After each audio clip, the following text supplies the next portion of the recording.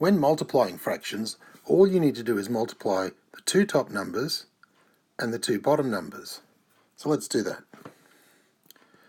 5 times 9 is 45. 6 times 10 is 60. And then you cancel.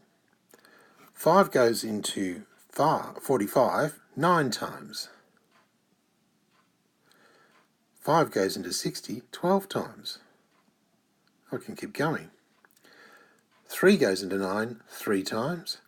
3 goes into 12 4 times. And so 5 sixths times 9 tenths is 3/4.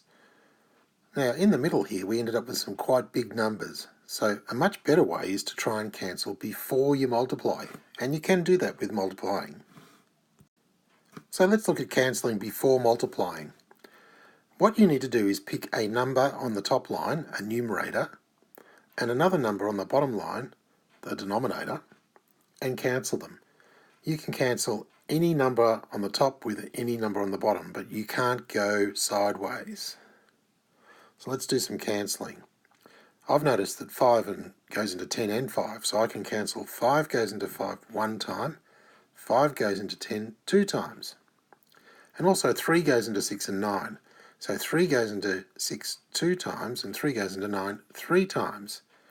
What happens now is my sum is much easier. I've just got 1 times 3 to multiply and 2 times 2. And straight away that gets me to 3/4. So by doing that I avoid these bigger numbers in the middle and make the multiplying easier. So choose a number on the top, a numerator, with a number on the bottom, a denominator, and it can be any number on the top with any number on the bottom, providing they will divide equally by the same number. Also, it doesn't actually matter if you do your multiplying this way or that way. I think the second method is a bit quicker because you avoid getting these bigger fractions which are harder to work out, and 1 times 3 is way easier than 5 times 9. So here's some multiplications of fractions for you to try. Pause the video so that you can still see the questions, have a go at the questions, and when you've finished, restart the video so you can see what I got when I worked it out.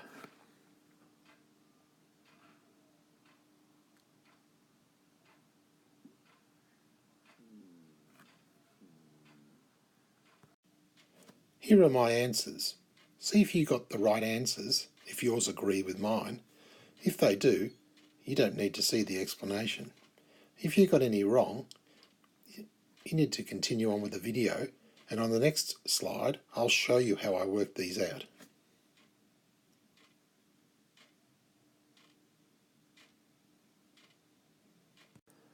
So let's work out these multiplications of fractions. For the first one, 3 goes into 3 one time, and 3 goes into 9 three times, so I can cancel there.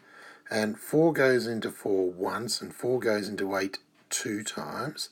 So that means I've got 1 times 2 on the top, which is 2, and 1 times 3 on the bottom, which is 3. So 2/3 is the answer. In the next question, I can cancel the 7 and the 14. 7 goes into 7 once and into 14 twice. Can also cancel with the 10 and the 15. 5 goes into 15 three times, 5 goes into 10 two times. That means I've now got 1 times 3 and 2 times 2.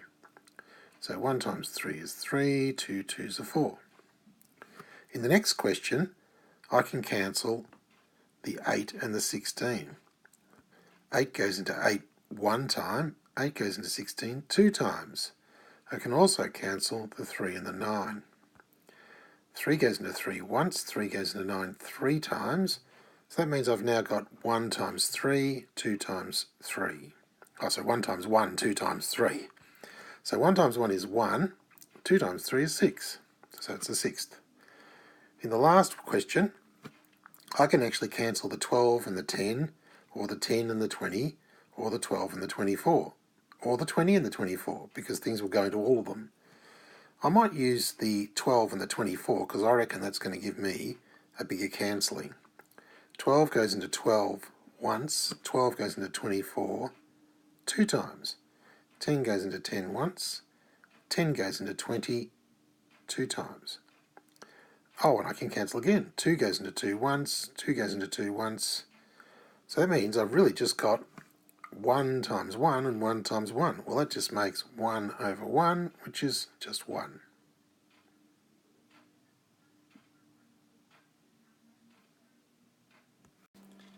If you don't understand any of these questions, please talk to your teacher about it.